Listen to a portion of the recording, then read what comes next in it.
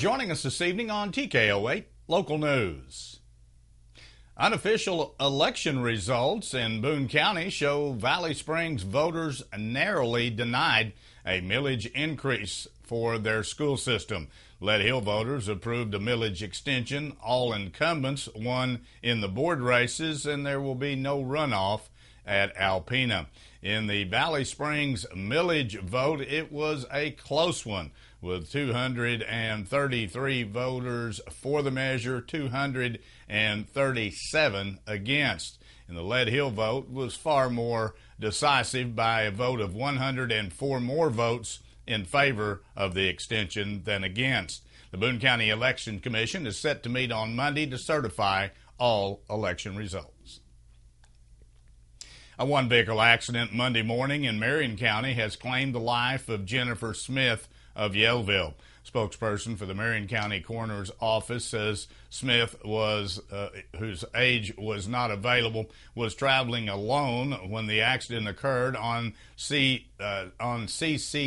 Road that runs between Yellville and Flippin about 6:45 a.m. The accident reportedly occurred close to the Flippin side of the CCC Road. No other details on the accident have been released at this time. Two people were found living in a house without permission and have entered not guilty pleas to charges stemming from the incident, including residential burglary.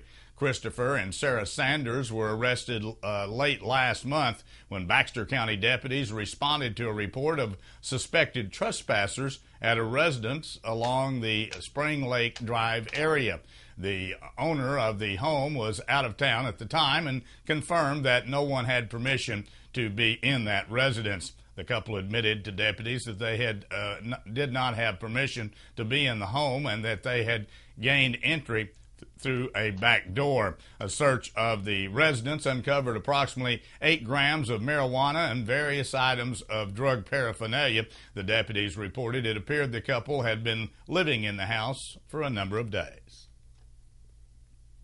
39-year-old Kimberly Rowe of Gassville, who provided home care for the elderly, has been charged following an investigation into stolen prescription drugs and cash. Police say Rowe was arrested after law enforcement received 4 reports of theft.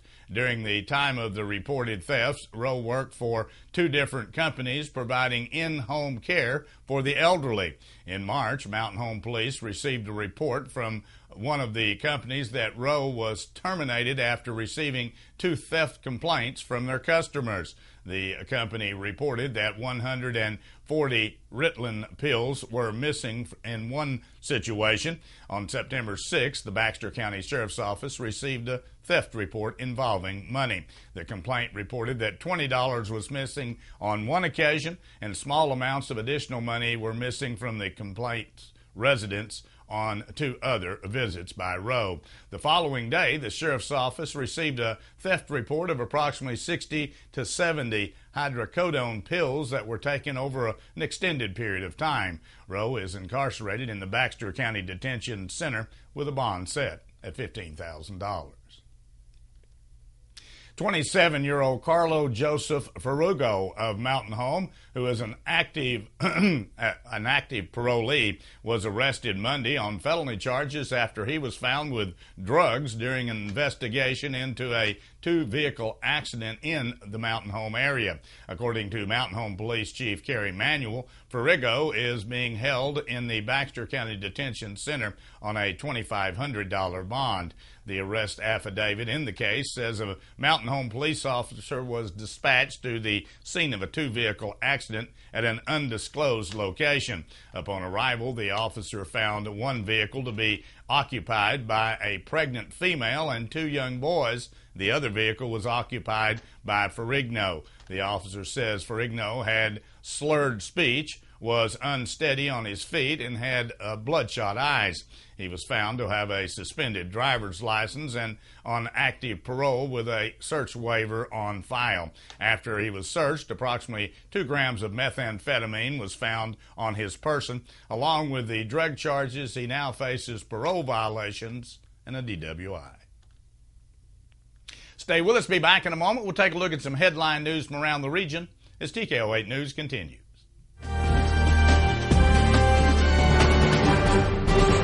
If you're looking for food plot seeds heading into fall, Quality Feed Grains has a great selection of the most popular seeds. Also, fair time is here, and Quality Feed Grains has all the necessary show items, including sticks, combs, brushes, shampoos, and much more.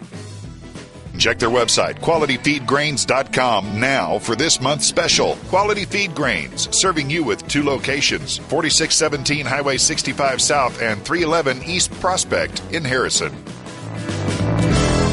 The Townhouse Cafe in downtown Harrison is offering a great reason to wake up on Saturday mornings. Their incredible brunch. Starting at 7 a.m., you can enjoy all of your traditional breakfast favorites or some of these decadent dishes. Eggs Benedict, featuring an English muffin topped with ham, 2 eggs, made any way you like, and topped with fresh-made hollandaise sauce. Plus, you'll also get your choice of hash browns or home fries. Perhaps something even more delectable. Townhouse Cafe's fabulous U.S. farm-raised butterfly trout, grilled with a drizzle of hollandaise sauce, 2 eggs any way you like, hash browns or home fries, and either a biscuit or toast on the side. Absolutely delicious.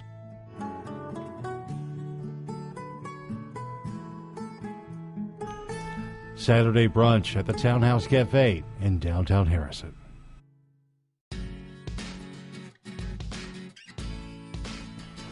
I'm Randall. I work at the on-site lab at Dental Creations on the square at Harrison. Working with Dr. Wanda is great. She's taught me a lot and showed me a lot, and she gives us the freedom to get one-on-one with the patient. If there's a problem, we can actually come out of the back and do what's best for the patient. Having this on-site lab here with the doctors, that's really nice. Dental Creations on the square in Harrison, next to the Big Red Boot. The temperatures aren't the only things going down. Check out these low prices going on this week at Edwards Grocery. Center cut pork chops, only $1.99 per pound of the family pack. Selected varieties, Minute Maid premium orange juice, 2 for $5. Chicken of the sea, chunk light tuna in oil or water, only 79 cents. Best choice, number 1, russet potatoes, only $2.49 in the 10-pound bags. And enjoy the beautiful colors in our 8-inch mums assortment, 3 for $11. When you support a locally owned pharmacy, you're contributing to the growth of a community. The dollars you spend stay right here to support our local community. Health Mart pharmacies are locally owned pharmacies. There is one right here. Health Mart pharmacists have a crucial commitment to their community because just like you, they support their community. Health Mart pharmacies are locally owned and hometown proud. Harrison has a Health Mart now. Sam Alexander Pharmacy, on the square in downtown Harrison. Health Mart, caring for you and about you.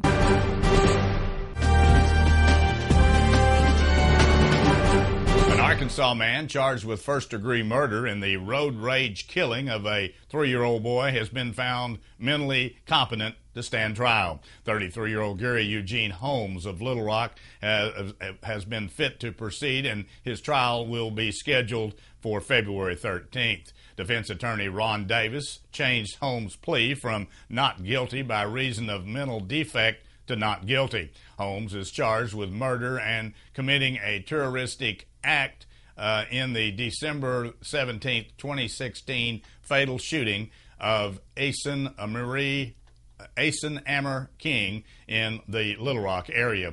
Police say the Asen was on a shopping trip with his grandmother when he was shot. The grandmother said she had stopped at a stop sign when a man honked his horn and then got out of his car and fired into the automobile. Arkansas prison officials say an inmate was hospitalized with a head injury, and the incident is being investigated by the Arkansas State Police.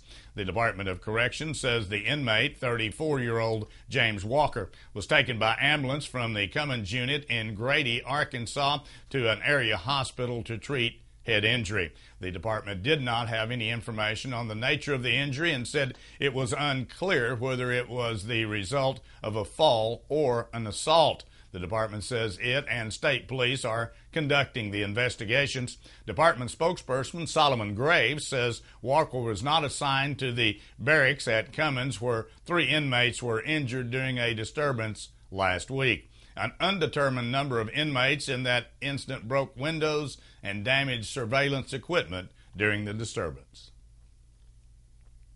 Federal authorities in North Carolina have captured an escaped Arkansas inmate who disappeared in June while working in a cornfield in the southeastern part of Arkansas. The Arkansas Department of Corrections says that Robert Woodward was taken into custody overnight by the U.S. Marshals Service Fugitive Apprehension Task Force in Hendersonville, North Carolina. Woodward escaped June 20th while working near the Delta Regional Unit in Dermont.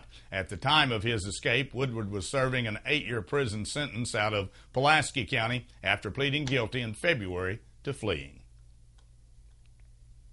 An Arkansas judge says prison officials must release the package label from a recently acquired lethal injection drug, saying manufacturers don't enjoy the same secrecy as others under the state's execution procedures. Lawyer Stephen Schultz says Arkansas's Freedom of Information law requires disclosure.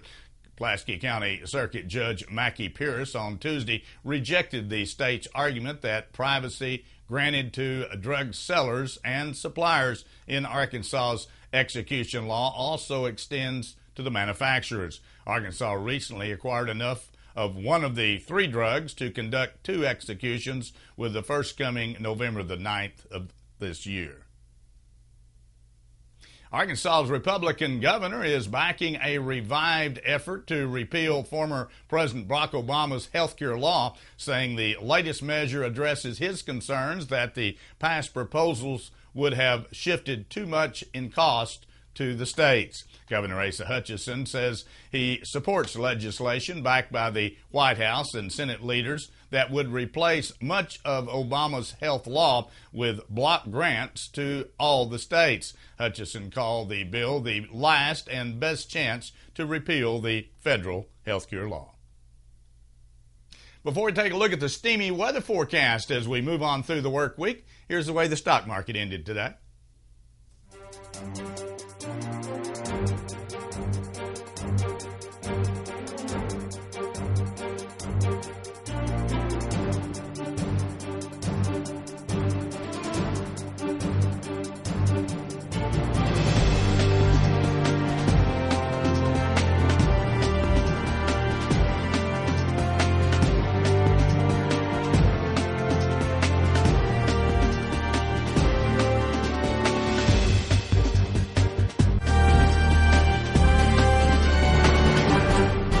Temperatures again today here in the Ozarks, actually warmer than yesterday. Yesterday afternoon temperature got to about 90 degrees. It was 92 degrees this afternoon. Pretty steamy out there, but we don't have to worry about some of the major problems across the world as Hurricane Maria hits the island of Puerto Rico with winds over 100 miles per hour, and they have just come off of Hurricane Irma with additional damage to the island there.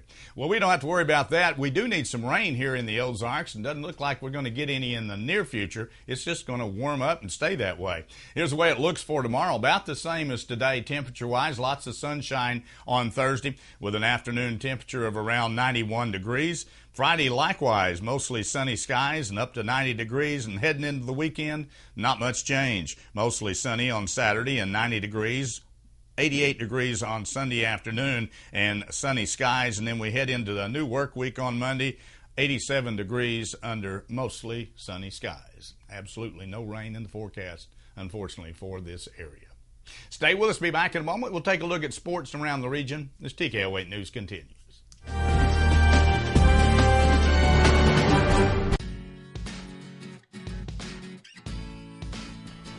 I'm Randall. I work at the on-site lab at Dental Creations on the square at Harrison. Working with Dr. Wanda is great. She's taught me a lot and showed me a lot, and she gives us the freedom to get one-on-one with the patient. If there's a problem, we can actually come out of the back and do what's best for the patient. Having this on-site lab here with the doctors, that's really nice. Dental Creations on the square in Harrison, next to the Big Red Boot.